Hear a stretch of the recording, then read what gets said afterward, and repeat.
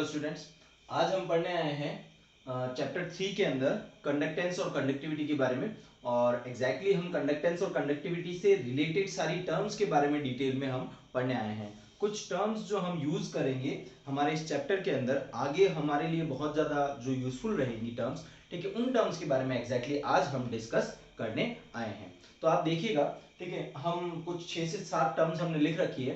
मैं आपको समझाना चाहूँगा एग्जैक्टली हम जो आज जो टॉपिक पढ़ने वाले हैं वो टॉपिक किस बारे में है। हम इससे पहले जो बात करते आए हैं वो बात करते आए हैं सॉलिड कंडक्टर्स के बारे में। और सॉलिड कंडक्टर्स के बारे में जब हमने डिस्कस किया है कभी भी, ठीक है, जब तक 10th और 11th में हमने पढ़ा है, खासतौर पे हमने फिजिक्स में ये पार्ट पढ़ा होगा, ठीक है। तो सॉलिड कंडक्टर्स के बारे में जब हमने डिस्कस किया है तो हमने उसके लिए अलग अलग कुछ टर्म्स पे चर्चा की है, ठीक है, डिस्कशन किया है, जैसे कि रेजिस्टेंस हो गया, ठीक है, स्पेसिफिक रेजिस्टेंस हो गया। तो ये जो कुछ टर्म्स थी वो रिलेटेड थी किससे, सॉलिड कंडक्टर्स के लिए, ठीक है।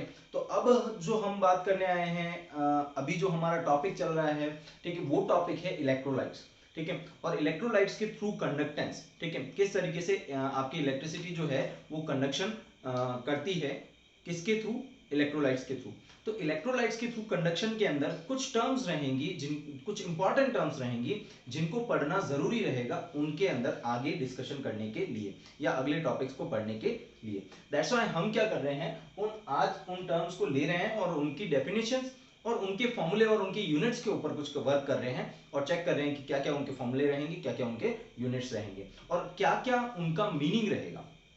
फर्स्ट ऑफ ऑल, ठीक है, मैं आपको बता दूं, ओम्स लॉ की हम बात करने जा रहे हैं। ओम्स लॉ, ठीक है, हमने पढ़ा था सॉलिड कंडक्टर के बारे में भी ओम्स लॉ हमने पढ़ा है, ठीक है। उसके अंदर हमने पढ़ा था V is proportional to I, ठीक है, V is proportional to I हमने वहां पढ़ा है। अभी जो हम पढ़ने आ रहे हैं, ठीक है, क्योंकि इसके अंदर हमारा जो रेजिस्टेंस के ऊपर ज्यादा डिस्कशन रहता है, ठीक है, और रेजिस्टेंस इसका हायर रहता है, ठीक है, दैट्स व्हाई हमारा जो फोकस रहेगा हम यहाँ लिख सकते हैं इन केस आपके यहाँ I जो आपका कंडक्टिविटी रहेगा, ठीक है, वो रेसिप्रोकल रहेगा किसके, आर के, ठीक है। इसको आप सिंप्लीफाई करेंगे तो आप लिख सकते हैं I is equal to V upon R, ठीक है। तो यहाँ पे ओम्स लॉ जो है वो ओम्स लॉ क्या कहता है, जो भी इलेक्ट्रिसिटी फ्लो हो रही है आपके किसी इलेक्ट्रोलाइट्स के अंदर, ठीक है, तो उसके इलेक्ट्रोलाइट के अंदर जो आपका रेजिस्टेंस जो बनेगा वो रेजिस्टेंस I जो रहेगा, इलेक्ट्रिसिटी रेजिस्टेंस के रेसिप्रोकल रहेगी, ठीक है। तो ये आपका ओम्स लॉ रहेगा इसके अंदर,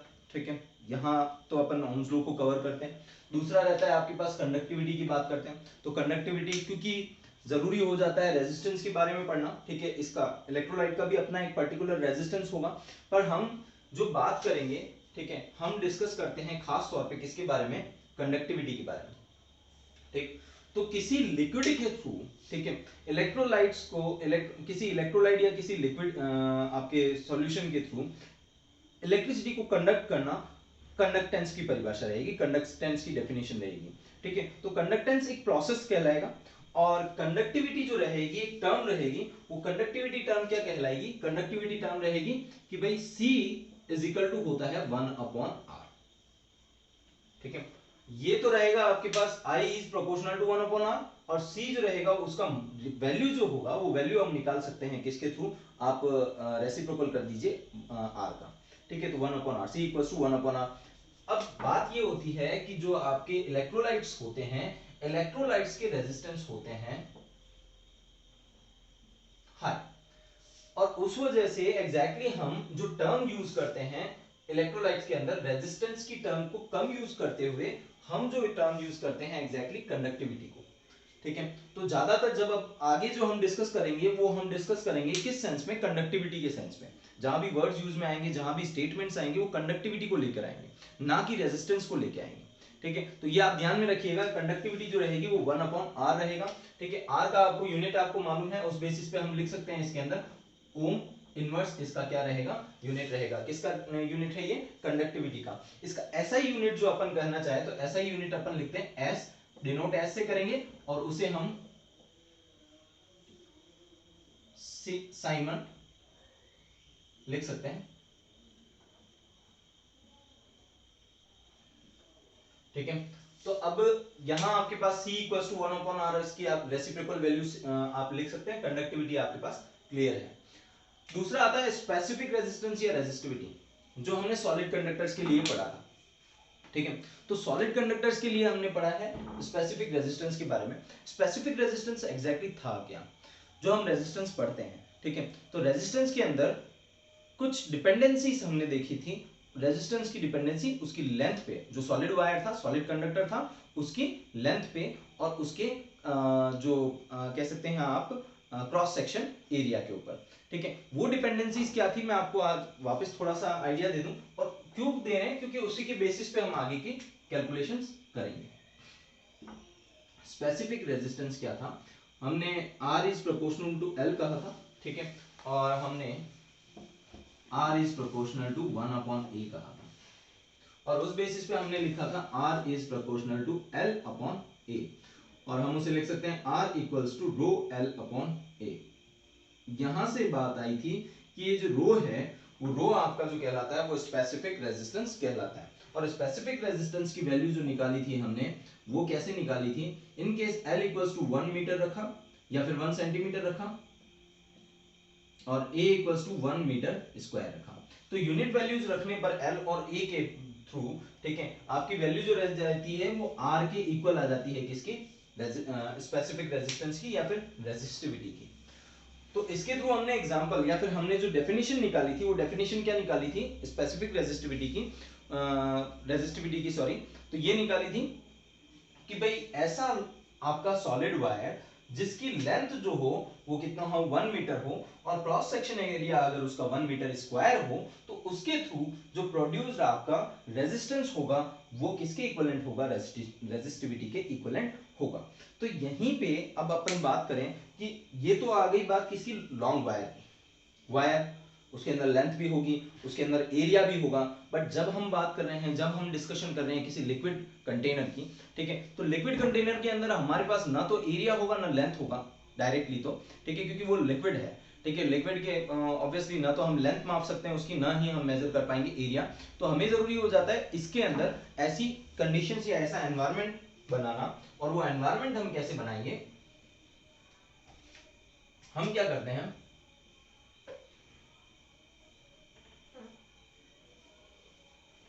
हम इलेक्ट्रोड्स लेते हैं और उन इलेक्ट्रोड्स के क्रॉस सेक्शन एरियाज जो रहेंगे वो रहेंगे एग्जैक्टली 1 सेंटीमीटर स्क्वायर। वो कैसे, वो इस तरीके से रहेंगे, ठीक है। जो भी आप इलेक्ट्रोड्स ले रहे हैं वो इलेक्ट्रोड्स आपके जो रहेंगे वो 1 सेंटीमीटर स्क्वायर, आपका जो उसका एरिया जो रहेगा, वो एरिया आपका जो काउंट होगा वो 1 सेंटीमीटर स्क्वायर काउंट होगा, और उसे हम डिस्टेंस पे रख देते हैं, कितनी, 1 सेंटीमीटर की डिस्टेंस पे। देन हम उसे किस पे, बैटरी से कनेक्ट कर देते हैं, और ये आपका क्या रहेगा, मीटर। इसके बीच में आपके क्या पड़ा है, इलेक्ट्रोलाइट पड़ा, ठीक है। तो ये जो कंडीशंस रहेंगी, ये जो कंडीशंस रहेंगी, ये कंडीशंस में जबकि आपके इन दोनों इलेक्ट्रोड के बीच में डिस्टेंस रहे कितना, 1 सेंटीमीटर, और उनका इलेक्ट्रोड का जो आपका एरिया रहे, ठीक है, वो क्या रहे, 1 सेंटीमीटर स्क्वायर रहे, उस कंडीशन में इसके अंदर जो रेजिस्टेंस बनेगा, वो रेजिस्टेंस जो बनेगा वो किसके इक्विवेलेंट हो जाएगा, स्पेसिफिक रेजिस्टिविटी के इक्विवेलेंट हो जाएगा, स्पेसिफिक रेजिस्टेंस के इक्वल हो जाएगा, ठीक है। और या फिर हम उसे क्या कह सकते हैं, रेजिस्टिविटी कह सकते हैं। तो मैं ये कहूं कि एक पर्टिकुलर आपको क्या स्ट्रक्चर बनाना रहेगा, और उस स्ट्रक्चर के बेसिस पे हम एक्सप्लेन कर पाएंगे कि स्पेसिफिक रेजिस्टिविटी एग्जैक्टली होती क्या है, ठीक है। सेम कंडीशंस रहेंगी, बट इस बार आपका जो सर्किट होगा उसके अंदर चेंजेस आ जाएंगे, ठीक है। आपके पास वायर नहीं है, वायर की जगह आपके पास क्या कंडीशंस रहेंगी, इलेक्ट्रोड्स एंड लिक्विड रहेगा। तो स्पेसिफिक रेजिस्टिविटी वहां पे भी वर्क करेगी। जैसे हमने कहा कि हम डिस्कस करेंगे रेजिस्टेंस के बारे में नहीं, जबकि कंडक्टिविटी के बारे में। उसी तरह से जैसा कि हमने सॉलिड वायर के लिए हमने जो डिस्कशन किया था, वो डिस्कशन किया था रेजिस्टिविटी के बारे में, हम यहां पर बात करेंगे किसके अंदर, स्पेसिफिक कंडक्टिविटी के सेंस में। और स्पेसिफिक कंडक्टिविटी जो है, जैसे कंडक्टिविटी रेजिस्टेंस का रेसिप्रोकल है, वैसे स्पेसिफिक कंडक्टिविटी स्पेसिफिक रेजिस्टेंस का क्या रह जाएगा, रेसिप्रोकल रह जाएगा। तो उसका जो वैल्यू रहेगा स्पेसिफिक आपका कंडक्टिविटी जो है उसको अपन शो करते हैं किससे, कप्पा से, और उसका जो वैल्यू आ जाएगा वो वैल्यू आ जाएगा रेसिप्रोकल ऑफ आपका स्पेसिफिक रेजिस्टेंस, ठीक है। अब इसके थ्रू क्या कंडीशन रहेगी, अगर k की वैल्यू अगर 1/ρ आप लिख देते हैं, तो ये तो एक बार k की वैल्यू आपके पास, कप्पा की वैल्यू आपके पास आ जाती है। अब अगर हम रिलेशन ढूंढना चाहते हैं कप्पा और कंडक्टिविटी के अंदर, ठीक है, तो वो रिलेशन कैसे फाइंड आउट करेंगे वो अपन देख लेते हैं। Rho equals to R multiplied by A upon L, ठीक है, ये अपने पास रॉ की वैल्यू है, ठीक है। अगर हम इसे इसमें पुट करते हैं तो अपने पास वैल्यूज क्या आ जाएगी, L upon R multiplied by A, और हम इसे लिख सकते हैं L upon sorry 1 upon R multiplied by L upon A, और 1 अपॉन आर अभी अभी हमने बात की किसके बारे में है, कंडक्टेंस के बारे में, सॉरी कंडक्टिविटी। तो ये जो आपका हो जाएगा सी एल अपॉन ए, ये रिलेशन आपका आ जाता है किसके अंदर, स्पेसिफिक कंडक्टिविटी और आपके कंडक्टिविटी के बीच में, ठीक है। तो ये एग्जैक्टली रिलेशन फाइंड आउट किया है हमने, ठीक है, इन दोनों के बीच में, और हम इन्हीं के सेंस में आगे जाके हम डिस्कशन करने वाले हैं, इन्हीं के सेंस में हम कोई भी स्टेटमेंट जो होंगे वो देंगे, ठीक है। रेजिस्टिविटी की जगह हम कंडक्टिविटी की बात करेंगे किसके अंदर, इलेक्ट्रोलाइट के लिए। अब बात आती है इनकी यूनिट्स की, ठीक है। तो यूनिट्स की बात करें अगर गौर से, अगर अपन यूनिट निकालने की बात करें तो हमारे पास यहाँ पे ओम इनवर्स आया था, ठीक है।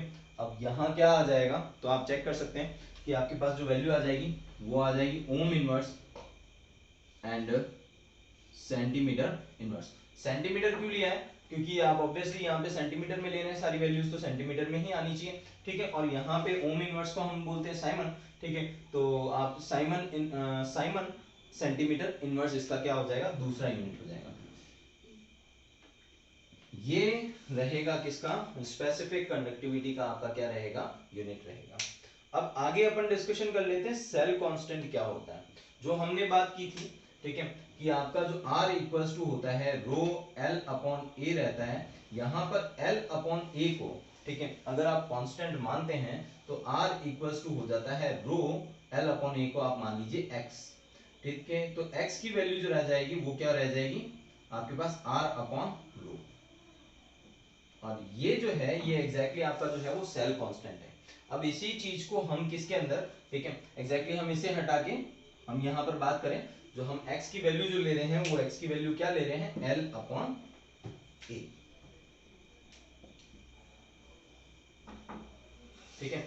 इसे हम नाम देते हैं किसका, सेल कांस्टेंट का, ठीक है। उसका एक रीजन है, ठीक है, जो आपकी क्रॉस सेक्शन एरिया है ये, और आपका जो डिस्टेंस है इसके बीच में जो आपके रेशियो रहेगा, ठीक है, आपका, आप कह सकते हैं कि जो आपके इसके दोनों इलेक्ट्रोड्स के बीच में डिस्टेंस और इलेक्ट्रोड का जो क्रॉस सेक्शन एरिया है, ठीक है, इन दोनों के बीच में जो रेशियो रहेगा वो एग्जैक्टली आपका क्या डेफिनेशन के तौर पे आपका क्या कहलाएगा, सेल कांस्टेंट कहलाएगा। और सेल कांस्टेंट जो है उसकी वैल्यू आप L अपॉन ए से आप क्या कर सकते हैं, निकाल सकते हैं। तो उस बेसिस पे हम बात करें तो इसके अंदर वैल्यू रखने पर आपके पास क्या आ जाएगा, K equals to 1 upon R को हम C लिख ही चुके हैं, ठीक है, और L अपॉन ए को अगर मैं हम x लिख लें तो सेल कांस्टेंट की बेसिस पे हम क्या लिखेंगे, K इक्वल्स टू CX, ठीक है। और x यहाँ पर जो है वो सेल कांस्टेंट की वैल्यू है, और C जो है आपकी क्या है, कंडक्टिविटी है। तो सेल कांस्टेंट आपका कुछ भी नहीं L अपॉन ए रहेगा, इसकी डेफिनेशन कहेंगे तो सीधा सा है, जो आपके दोनों इलेक्ट्रोड के बीच में डिस्टेंस और इलेक्ट्रोड का क्रॉस सेक्शन एरिया जो है उन दोनों के बीच में जो रेशियो निकाला जाएगा वो आपका क्या कहलाएगा, सेल कांस्टेंट कहलाएगा। बस हमें ये टर्म्स पता होनी चाहिए, क्यों, क्योंकि आपको पूछा जाएगा आपके बातों बातों में, या फिर जो आगे जो हम पढ़ने जा रहे हैं टॉपिक्स, उन टॉपिक्स में निकलेगा सेल कांस्टेंट आपका ये रहता है, वो रहता है, ये रहता है। तो हमें पता होना चाहिए सेल कांस्टेंट एग्जैक्टली हम किस बारे में बात कर रहे हैं, ठीक है, किसके बारे में डिस्कशन कर रहे हैं। आगे अपन बात करते हैं molar conductivity. It is important part रहेगा ये मोलर कंडक्टिविटी, ठीक है, और मैं आपको समझा दूं, ठीक है, ये स्पेसिफिक कंडक्टिविटी से बहुत ज्यादा रिलेट करता है। सर्किट वही है आपका, अब आप इसके अंदर एक और चीज ऐड कर दीजिए। स्पेसिफिक होने का मतलब ही यही होता है कि आप किसी चीज को स्पेसिफिक बना रहे हैं, और स्पेसिफिक किसी चीज को कैसे बनाएंगे, उसके अंदर कुछ कंडीशंस अप्लाई कर दीजिए। जैसे हमारे पास रेजिस्टेंस था, हमने रेजिस्टेंस के अंदर 1 सेंटीमीटर लेंथ और 1 सेंटीमीटर क्रॉस सेक्शन एरिया की जो कंडीशन अप्लाई की, उसके बेसिस पे वो स्पेसिफिक रेजिस्टेंस बन गया, ठीक है। हमारे पास कंडक्टिविटी थी, हमने इस सर्किट के अंदर दोनों के बीच के डिफरेंस को 1 सेंटीमीटर लिया, इलेक्ट्रोड के बीच के लेंथ को 1 सेंटीमीटर लिया, और इसके क्रॉस सेक्शन एरिया को 1 सेंटीमीटर स्क्वायर लिया, उसके बेसिस पे हम कह सकते हैं ये स्पेसिफिक कंडक्टिविटी बन गई।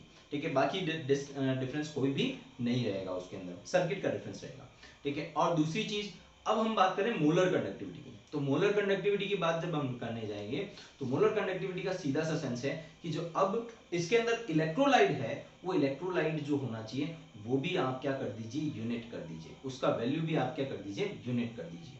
तो वो इलेक्ट्रोलाइट का वैल्यू भी अगर यूनिट हो जाता है, ठीक है, तो आप कह सकते हैं कि वो आपकी क्या कहलाएगी, मोलर कंडक्टिविटी कहलाएगी। और वो इलेक्ट्रोलाइट की जो अपन कह सकते हैं कि वैल्यू जो है वो यूनिट होने का मतलब क्या है, कि यूनिट होने का मतलब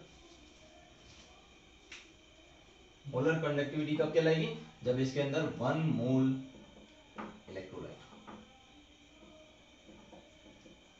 क्या रहे, 1 मोल इलेक्ट्रोलाइट अगर आपका इसके अंदर घुला हुआ हो, ठीक है, तो ये आपकी क्या कहलाएगी, मोलर कंडक्टिविटी कहलाएगी। भाई इसी सिस्टम में 1 सेंटीमीटर और ये सारा जो है आपका सिस्टम सेट है, इसके अंदर इलेक्ट्रोलाइट की वैल्यू को भी आपने स्पेसिफिक कर दिया, तो वो आपकी क्या कहला जाएगी, मोलर कंडक्टिविटी कहलाएगी, जिसे हम शो करते हैं किससे, लैम्बडा एम से। तो एग्जैक्टली हम क्या कर रहे हैं, इसकी जो कंसंट्रेशन है, इसकी कंसंट्रेशन को हम यूनिट डिफाइन कर रहे हैं। ठीक है, कि कंसंट्रेशन जो हो जाए अगर उसकी यूनिट हो जाए, ठीक है, तो अपन कहते हैं कि भाई यूनिट टाइम में आपने इतना डिस्टेंस तय किया तो उसको वेलोसिटी बोलते हैं। तो हम ये कह सकते हैं यूनिट कंसंट्रेशन में, ठीक है, आपकी जो कंडक्टिविटी, स्पेसिफिक कंडक्टिविटी रहेगी, वो आपकी कहलाती है मोलर कंडक्टिविटी। आप सोचिएगा मोलर कंडक्टिविटी को आप किस किस फॉर्मूले से शो कर सकते हैं, lambda M is equal to आप शो कर सकते हैं, भाई कप्पा है, ठीक है, मल्टीप्लाइड बाय कप्पा के अपॉन में क्या आना चाहिए, यूनिट आपकी कंसंट्रेशन है, इसका मतलब कंसंट्रेशन को आप सी से शो करते हैं, तो कप्पा अपॉन सी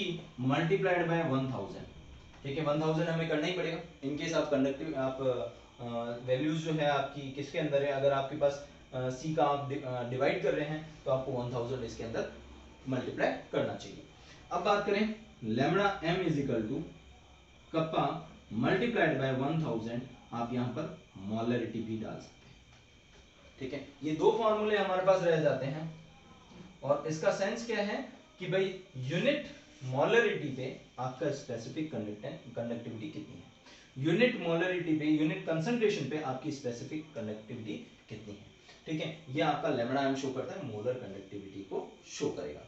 ठीक है, मोलर कंडक्टिविटी आपके पास ये रहेगी। इसका अगर अपन यूनिट की बात करें तो यूनिट आपकी जो रह जाएगी वो आप चेक करिएगा, जैसे हमारे पास के की यूनिट क्या रह जाएगी, ओम इनवर्स सेंटीमीटर इनवर्स, हमारे पास किसकी वैल्यू थी, के की थी।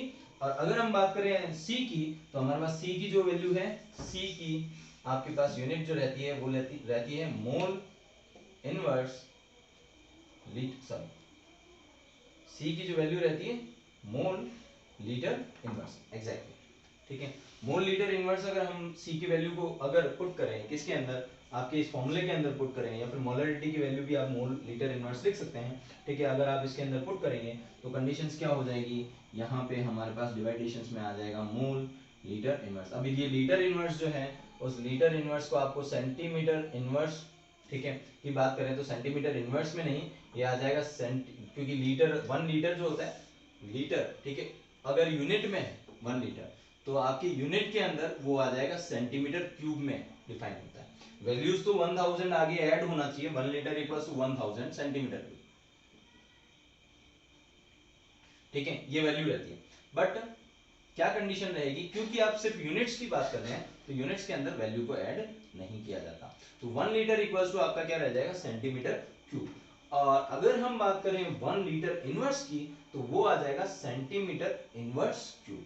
ठीक है, तो यहाँ पे हम वैल्यू क्या कर सकते हैं, ohm inverse centimetre inverse upon mole centimetre inverse cube. और ये सेंटीमीटर इनवर्स क्यूब अगर ऊपर जाएगा तो ohm inverse centimetre cube upon, या फिर हम सीधा सीधा लिखें इसे मोल इनवर्स, यह बनेगा आपका ओम इनवर्स मोल इनवर्स सेंटीमीटर स्क्वायर।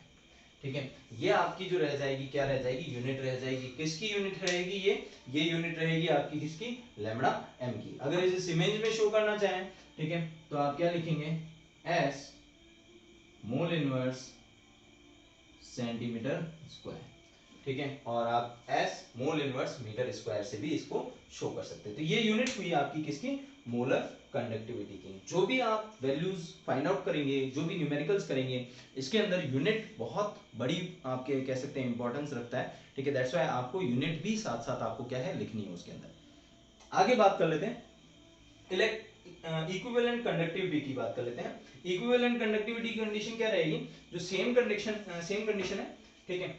आपने यहाँ पे क्या किया है, 1 मोल निकाला है। अगर आप 1 मोल की जगह 1 इक्विवेलेंट, ठीक है, 1 equivalent in case 1 gram equivalent अगर आप इसके अंदर क्या कर देते हैं, इलेक्ट्रोलाइट ऐड करते हैं, ठीक है। 1 मोल को मैं क्या लिख सकता हूं, 1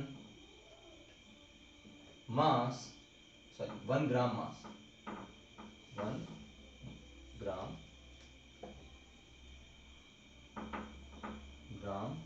मोलर मास, ठीक है। ये अपन इसका इलेक्ट्रोलाइट के बेसिस पे अपन लिख सकते हैं। उसी तरीके से अपन क्या लिख सकते हैं, मोलरिटी को सॉरी अगर अपन बात करें तो हम क्या लिख सकते हैं, 1 ग्राम इक्विवेलेंट। अगर हम 1 ग्राम इक्विवेलेंट क्या करें, इसके अंदर क्या करेंगे, ऐड करेंगे, ठीक है। जहां पे आप 1 मोल मिक्स कर रहे थे उसकी जगह आप क्या करिए, 1 ग्राम इक्विवेलेंट इसके अंदर क्या करिए, ऐड करिए, ठीक है। तो वो अगर आप ऐड करेंगे तो क्या कंडीशन बनेगी, यहां पे जो आपकी कंसंट्रेशन की जगह आपके पास वैल्यू किसकी आ जाती है, क्योंकि ग्राम इक्विवेलेंट जैसे मोल से जुड़ा हुआ है, मोल से जुड़ा हुआ है कौन, मोलरिटी, उसी तरह से ग्राम इक्विवेलेंट से जुड़ा हुआ है कौन, आपका नॉर्मलिटी। तो C की जगह आपके पास जो वैल्यूज आ जाएगी वो वैल्यू आ जाएगी किसकी, lambda equivalent equals to K multiplied by 1000 upon N, ठीक है। ये वैल्यू आ जाती है, यहाँ पे आपके पास क्या आ जाएगी वैल्यू, नॉर्मलिटी की वैल्यू आ जाएगी। तो यहाँ क्लियर होता है कि lambda equivalent equals to K multiplied by 1000 upon N रह जाएगा। तो ये आपके पास वैल्यू आ जाएगी इक्विवेलेंट कंडक्टिविटी की, ठीक है। और इसके अंदर अगर आप इसका यूनिट निकालना चाहें तो सेम यूनिट रहेगा, खाली मोल इनवर्स की जगह, ठीक है, जो आपने लिखा था ओम इनवर्स, मोल इनवर्स की जगह आप लिख लीजिए इक्विवेलेंट इनवर्स, ठीक है। और बाकी आपके पास जो रह जाएगा सेंटीमीटर स्क्वायर जो रह जाएगा वो का वही रहेगा, ठीक है। तो वही है, आपके पास कोई चेंज नहीं रहेगा उसके अंदर, ठीक है। या फिर आप Simon equivalent inverse centimetre square आप लिख सकते हैं, ठीक है। ये आपके पास क्या रह जाएगी, इसकी यूनिट रहेगी, मोल इनवर्स की जगह इक्विवेलेंट इनवर्स आ जाएगा, ठीक है। तो lambda equivalent equals to K multiplied by 1000 upon N रह जाता है। एक रिलेशन में हम आपको और बता दूं, ठीक है, जो रिलेशन रहेगा किसके अंदर, आपके लैम्बडा m और लैम्बडा इक्विवेलेंट के अंदर क्या रिलेशन रहेगा उसके ऊपर चर्चा कर लेते हैं, उसके ऊपर बात करते हैं। तो हम बात करें lambda m equals to molar conductivity जो होती है वो n multiplied by lambda equivalent रहती है, ठीक है। उस बेसिस पे हम लिख सकते हैं कि जो आपके पास n इज इक्वल टू यहाँ पे होगा lambda m upon lambda equivalent रहेगा, ठीक है। तो ये वैल्यूज रहेंगी, ठीक है। आप इनके बीच में रिलेशन जो है वो भी आप देख लीजिए। और n अगर आपको फाइंड आउट करना है तो n आप फाइंड आउट डायरेक्टली भी कर सकते हैं। वो कैसे कर सकते हैं, मोलर मास बटा डिवाइड बाय इक्विवेलेंट मास, ठीक है। तो जो इक्विवेलेंट मास और मोलर मास में आप इक्विवेलेंट मास का डिवाइड कर देंगे तो आपको वैल्यू मिल जाएगी किसकी, n की। और वही डिफरेंस रहेगा किसके अंदर, आपका आपके लैम्बडा m मोलर कंडक्टिविटी और इक्विवेलेंट कंडक्टिविटी के बीच में। तो ये कुछ टर्म्स हैं, ठीक है, मेन टर्म्स हैं। हमारा मेन मकसद जो आज था, मेन मोटिव था, वो मोटिव था इन सारी टर्म्स को समझना। ये सारी टर्म्स जो है वो क्या चीज है क्या चीज नहीं है, क्योंकि आगे जाके हम जो डिटेल में बातचीत करने वाले हैं, डिटेल डिस्कशन जो करने वाले हैं कॉलराउस लॉ के बारे में, सभी चीजों के बारे में, उसमें बार बार आएगा मोलर कंडक्टिविटी इसकी ये है, इक्विवेलेंट कंडक्टिविटी इसकी ये है, ठीक है, ये सारी चीजें हैं, कंडक्टिविटी ये है, स्पेसिफिक कंडक्टिविटी इसकी ये रहेगी। अब स्पेसिफिक कंडक्टिविटी क्या होती है उसका सेंस ही अगर मुझे नहीं पता चलेगा तो मैं उस चीज में आगे बढ़ ही नहीं सकता। तो ये यूं समझ लीजिए जो हमारा नया पार्ट आगे जो शुरू होने वाला है उसका बेस मैं तैयार कर रहा हूं, अपन तैयार कर रहे हैं। और आप इन सातों चीजों को, या जो भी पॉइंट्स हैं आपके 6 से 7 पॉइंट्स हैं, उनको अच्छे तरीके से इनकी डेफिनेशन और इनके यूनिट्स और इनके फॉर्मूले कम से कम आपके पास हर टाइम होने चाहिए। ठीक है, तो आप कवर कीजिए, कोई भी इशू आए तो आप मुझसे पूछ सकते हैं। Thank you.